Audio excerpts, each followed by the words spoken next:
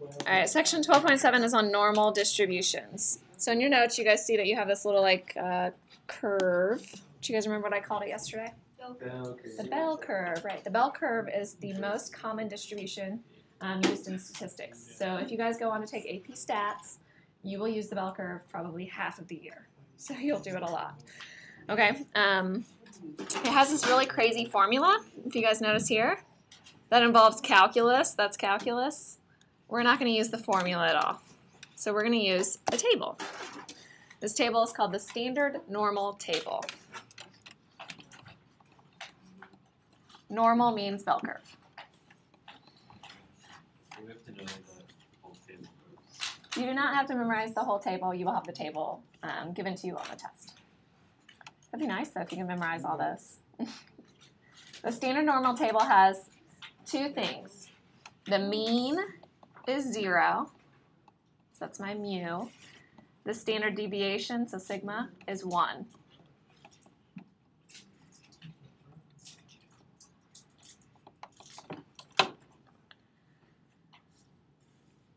Okay, we haven't talked about it too much. We learned how to find the standard deviation, but we haven't really talked about what it is. Guys, a standard deviation just allows us to relate different things in statistics. So you have this standard normal table. If I go out one standard deviation in both directions, you don't have to draw this. That always contains like 68% of the data. Okay. If I go out a second standard deviation, so call that 2 sigma. All of that would include like 95% of the data. And if you go out 3 standard deviations, it includes almost all of your data. It includes 99.7% of your data. Okay? And that's always true for whatever data you're talking about. That's why we create this, what we call standard deviation, like the standard amount you go away from the mean. Okay. So suppose the mean of the data is 0 and the standard deviation is 1. Okay, when you see that, that means you can use that standard normal table directly. Okay, so they gave you the mean is 0, the standard deviation is 1. So we use the standard normal table. All right, if the mean of the data is not 0 or the standard deviation is not 1, we're going to have to convert it so that we can use the table. Okay, it's not going to be hard, so we'll be able to do it. All right, so you're always drawing a picture. So I have the probability that x is greater than or equal to 0. Well, I know on my standard deviation, or on my standard normal table, right in the middle is my mean. That's 0. So if I want all x values that are greater than 0, I want to go on the right side of 0. It's saying find the probability that these x values are greater than or equal to 0.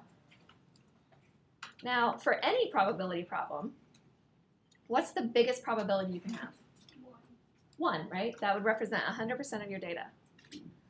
All right, so that means that the area underneath the entire bell curve is 1. So under the whole thing is 1. So if I have half of it, 1/2, right?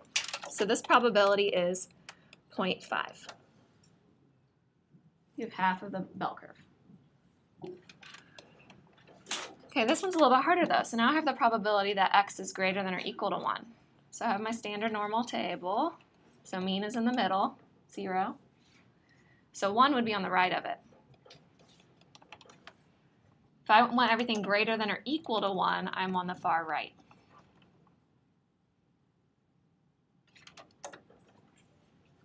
Okay, so I go back to my table.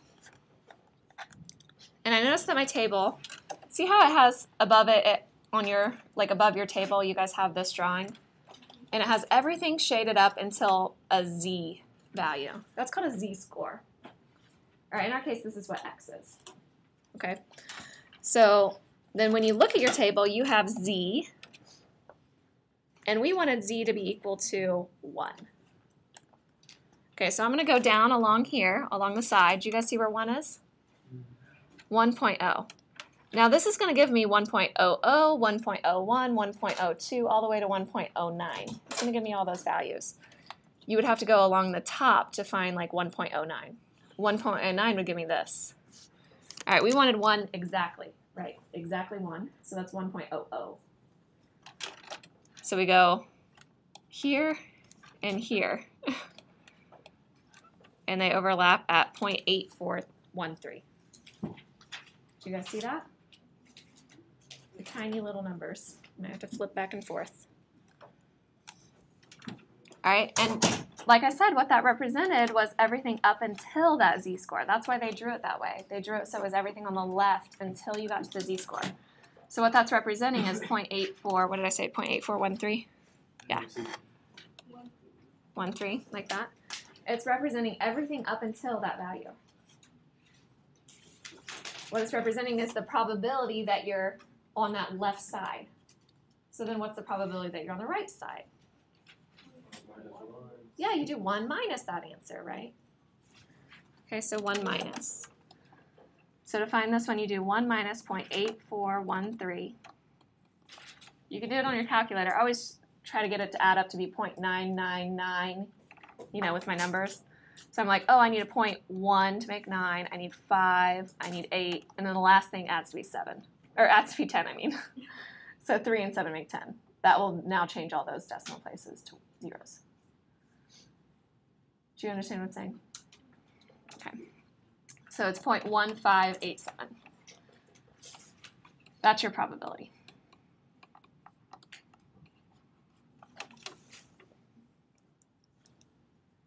Okay, 3 is a little bit hard. Let's skip it for now. Let's try 4 and 5. So number 4, you have the probability that x is greater than 2.4. So 2.4 is going to be over here somewhere. I want everything greater than.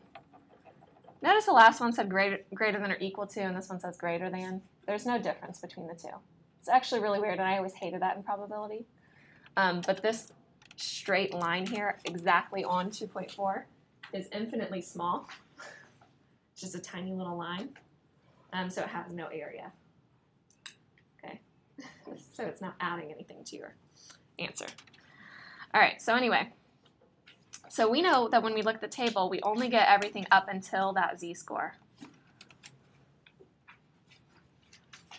So when I look up 2.4 on my table, so I'm going to go down to 2.4,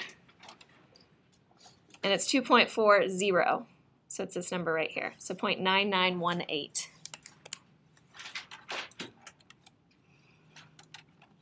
That is the area part on this side, 0.9918. And it always helps to think about the fact that this is already more than 50%, right? 50% was right here. So obviously that's representing the 0.9918, more than 0.5. So this little bitty piece over here has to be less than 0.5. It's tiny. It's less than half of that bell curve. So that's the 1 minus that number we found, 0.9918. So we get 0.0082 for your answer. And that's your probability.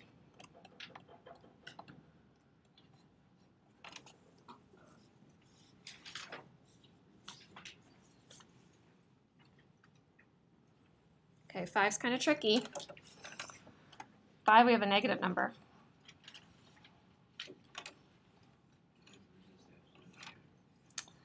Yeah, you're going to look up, because you can't look up a negative number on your table, right?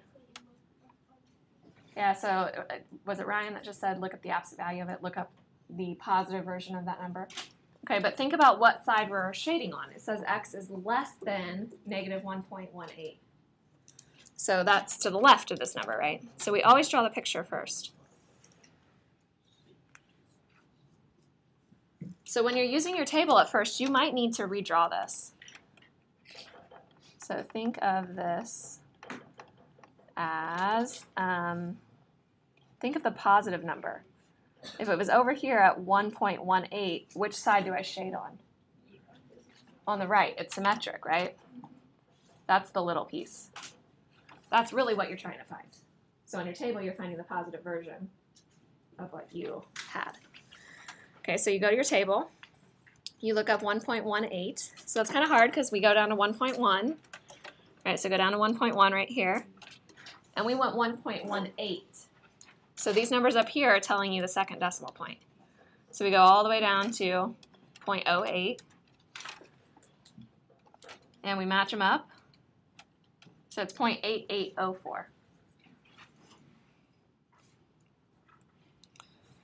Okay, that is the other side of our area. Okay, it's the bigger part. That always helps to think about, is this more than 0.5? Is this less than 0.5? All right, we want the little part. So we want this part right here. So we do 1 minus 0.8804. It's a 1 minus. When we do that, we get 0.1196. Did you guys get that? Is this all making sense? Kind of? You don't even need to, you just don't need to subtract it. Not necessarily. You don't always subtract from 1. You just always be positive. You always have to look up, well, is your answer in the end always going to be positive? Yeah. Yes, because your answer in the end is a probability. So your answer in the end has to be between 0 and 1. And the number you look on the chart has to always be positive because you don't have negatives on the chart. Okay, so let's go back to 3 and see if we can do this. This is probably the hardest one on the page.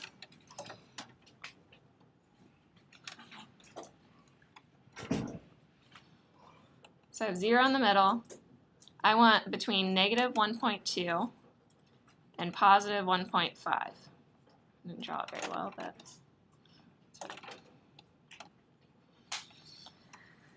All right, so I want that area that's between there.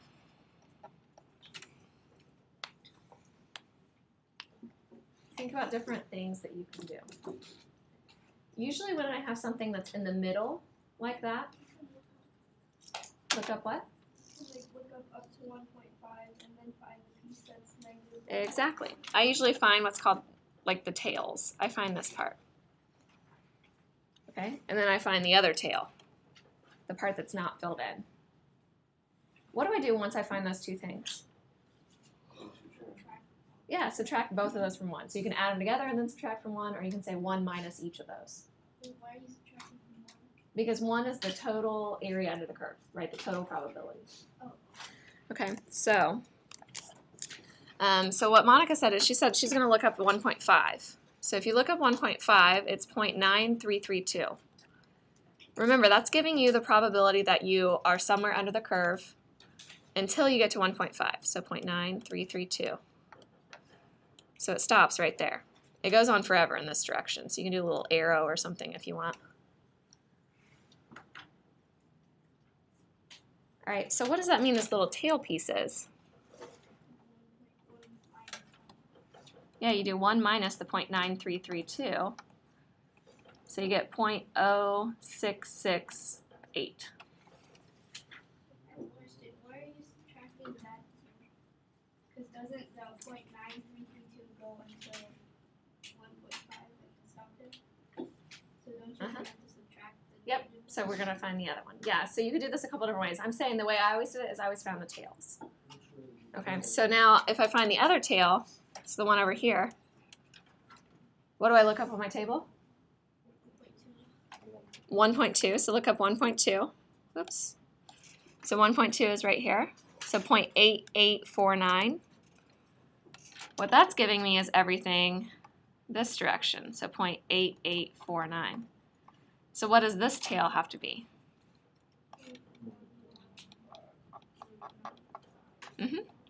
0.1151, right?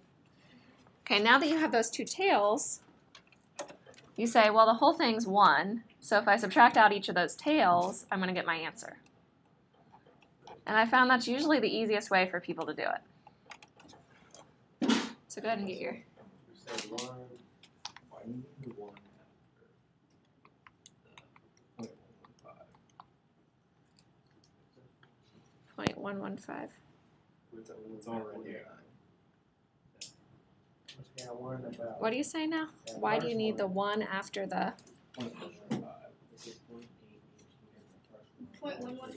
that's the number.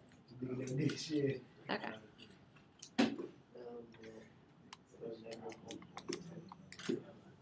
So you should get 0.81 81. Yeah. Did you guys get that for your final answer? Yeah, is that a 1 minus 0.0668? Yes. It's a lot of writing. Now, there's lots of different ways you can do this. I'm sure that's why you're going to ask Monica. So what a lot of people will do is they'll take that 0.9332 number that we found, and then they'll just find the tail on the left. And then they take 0.9332 and minus that tail on the left. That's fine as well. But I found the easiest way for you guys to remember how to do it is doing 1 minus each of the tails. I don't know, for some reason that seems to stick. All right, so how about we try number 6? Do you guys want to try this one on your own first? Let's go ahead and try it on your own first. See what you get. All right. So any ideas on how to do number 6? Subtract 1.54. Yeah, so first you have to draw your curve, right? So you put the 1.54 over here. And then 1.23 is on the same side, so that kind of wigged some of you guys out that are on the same. They're not negative this time. So you're finding the area that's between them, or the probability that it's between them. Same thing. All right, so you look up 1.54 on your chart, and that gives you the area from negative infinity, right, all the way down on the far side, all the way up to 1.54. All right, so 1.54, I go to 1.5 over to 0.4, I look down, so it's 0.9382. Okay, so that's all the way over, all the way up until the 1.54. Is that what I said, 9382? Yes. All right, and then what? When you subtract it. Yeah, look up the 1.23. So if I look up 1.23, it's right here, 3, go down, 0.8907. Probably wouldn't write on your tables like I am doing as well, too. You're probably going to use these a lot. All right, so 0.8907.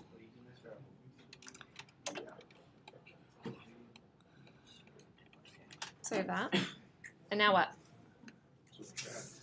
Subtract what? The little one from the bigger one, right? Yeah, so you're going to have 0.9382 minus 0.8907. All right, so take your calculator, 0.9382 minus 0.8907. You get 0.0475. Guys, you paying attention up there? We did a lot of talking. That's it. It's like 4%. All right, so let's see why this is useful. Okay, so it says if the mean is not 0 and or the standard deviation is not 1, you have to change your graph to fit this normal bell curve. Yeah? Do you have a question? Oh, yeah.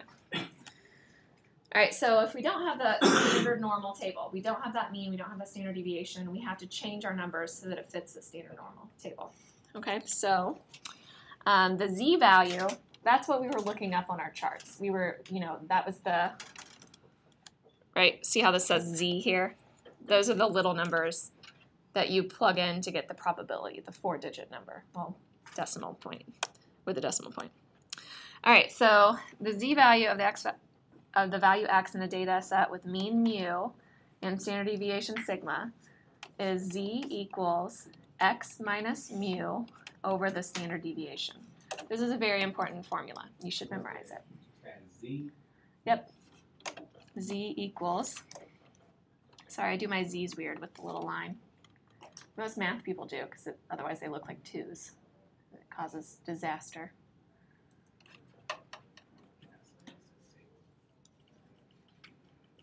All right, so it says, as the SAT is used for college admissions, the GRE is used for grad school. So, you guys all take the SATs now. When you go to grad school, you have to take what's called the GRE. Just like the SAT, there's like a math section, a verbal section, and a writing section.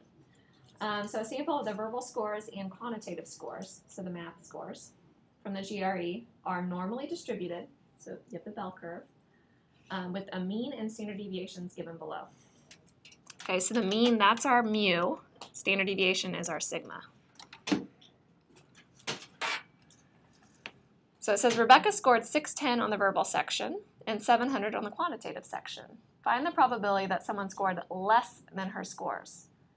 In other words, you're finding her percentile scores. So you guys always get, like when you took the I-STEP back in the day, you would always get like mailings that said you scored in the 94th percentile or something like that.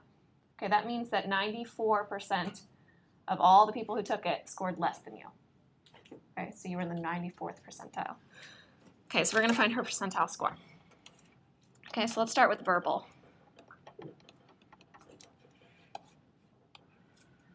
So on this bell curve, my mean is, for verbal, is 470.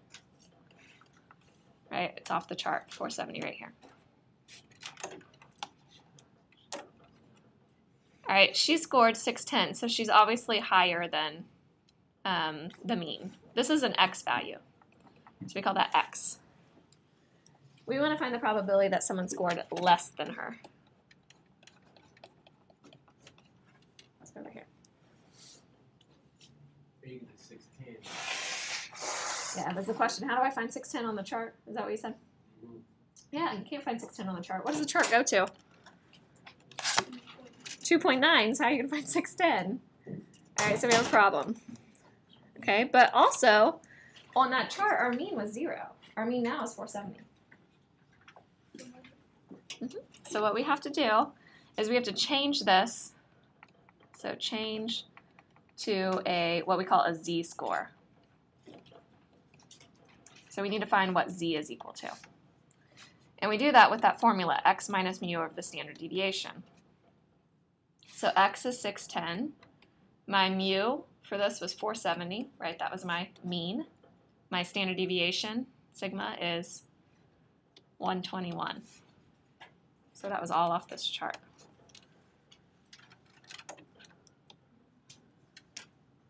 Okay, so I do 610 minus 470 divided by 121. Be careful if you put this all in together, make sure you put parentheses on the numerator. And on our chart, we only have 2 decimal places, right? So I get 1.157024 and so on. I just want 1.16. I want 2 decimal places. That's the number I look up.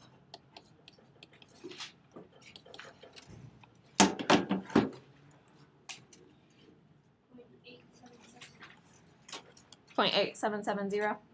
Okay. So Monica looked it up. She says it's 0.8770 when you look that up. That's the probability. It's kind of wigging me out. That lines with the 8770. So 0.8770 in there. Maybe I'll erase it a little bit. So that's what's inside there.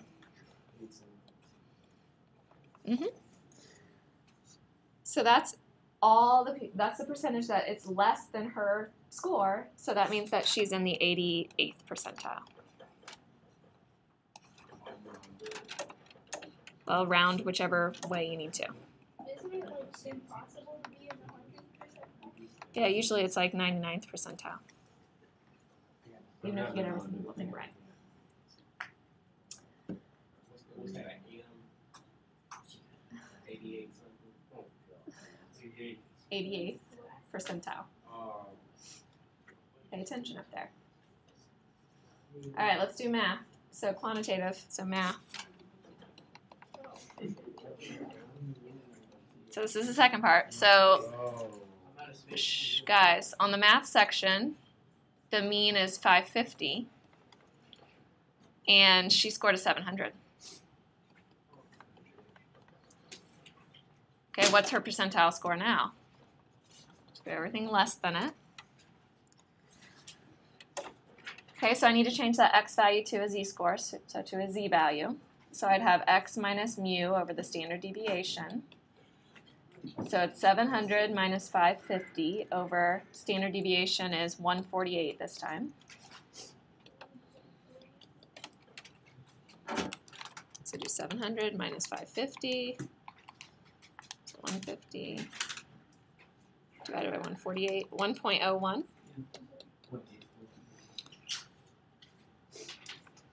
Oh, is that the probability? I was like, where are you getting this? Okay, so it's 0.8 what? 843 what? 8? Okay, 4. Yeah. That's Z. I don't know why it looks like that, yeah.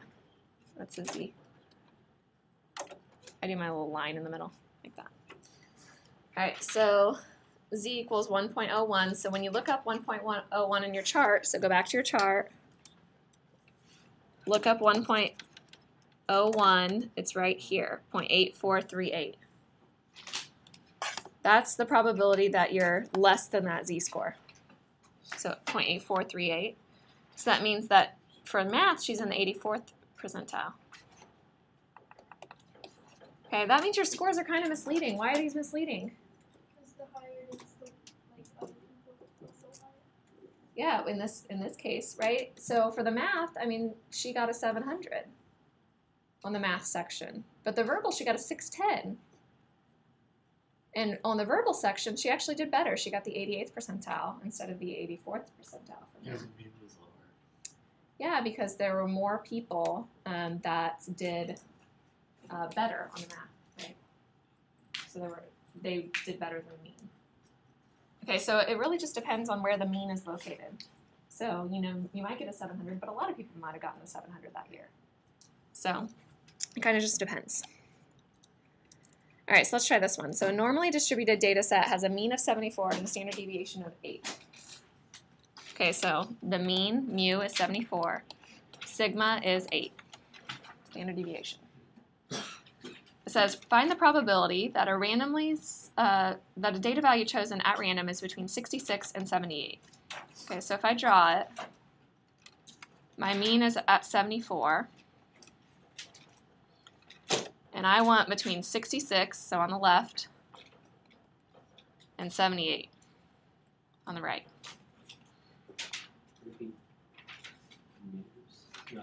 It will end up being negative, that's right.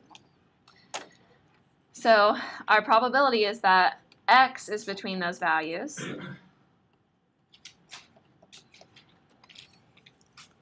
Okay, but we need to find those z values. We need to find what z is between. So I need to change these to z's. So I do 78 minus my mean, 74, divided by my standard deviation, which is 8. So 78 minus 74 is 4 over 8. You can do this in your head, Brian Pulowski. You get 0.5. How about this one? Can you do this in your head?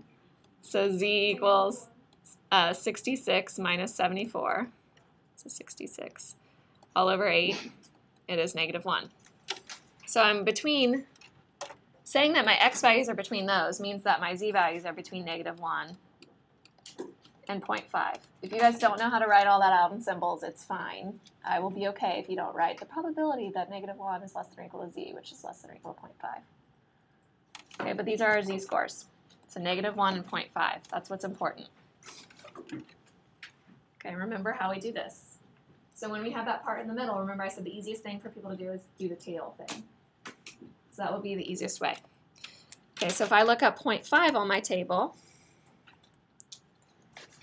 0.5 gives me 0.6915. Okay, remember that's telling me all of the area up until that z-score. So it's telling me if I started way off on the end, I get 0.6915 all the way to there. That allows me to find what's in the tail. So that would be 0.3085 in the tail. I did 1 minus 0.6915. Oops. Okay, so that's what's over here. I can't look up negative 1 on the chart, so I look up 1 on the chart. And I will mention, there's like a million different of these, not a million, but there's several different normal distribution tables. There are tables that only give you like this part, which is nice, but I like to just stick to one table instead of going back and forth between the different tables. All right, so we just use the one table. Okay, so if I look up 1, I get 0.8413. Okay, remember I gave you a hint. I said think about what the big part is. That's more than half of your normal table, or your normal bell curve, right? So that's the part that goes right here. It's all of that, right? So I'm running out of room. It's from there all the way over. What's that number? What did I say? Point. 413. Okay. So if I find its tail, what's the tail that goes in there?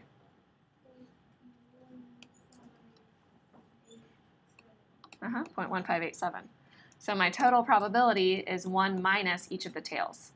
So minus 0.1587 and minus 0.3085.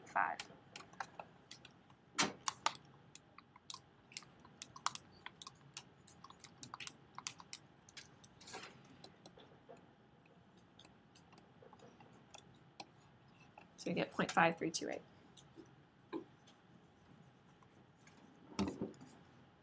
All right, you feeling pretty good about these? No? Let's try one more then. Guys, number 3, it says a normally distributed data. So whenever you see that normally distributed, that means you have a bell curve. Has a mean of 25 and a standard deviation of 5. So write down what we know. Mean is 25, standard deviation is 5. Find the probability that a data value chosen at random is greater than 28. So we have 25. We want bigger than 28. So we're on the right side. And we want everything greater than that. Okay, that's an x value. That's x equals 28.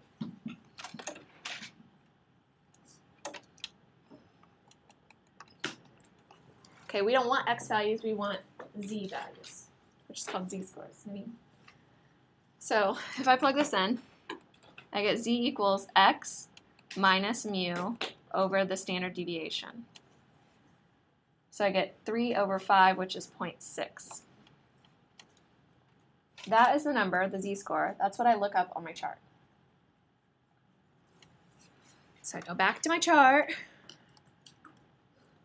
7.257. You go down to 0.6. It's 0.60, so it's the 0.7257.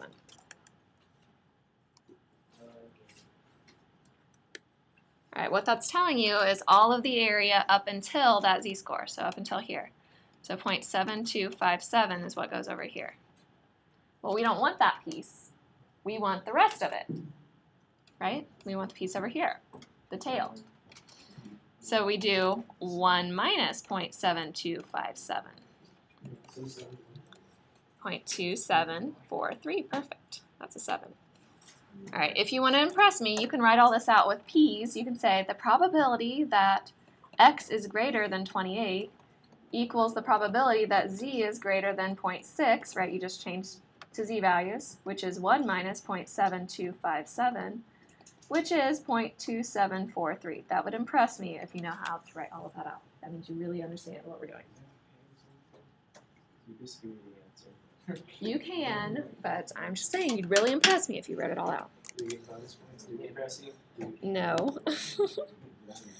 All right, so we're going to stop there for today.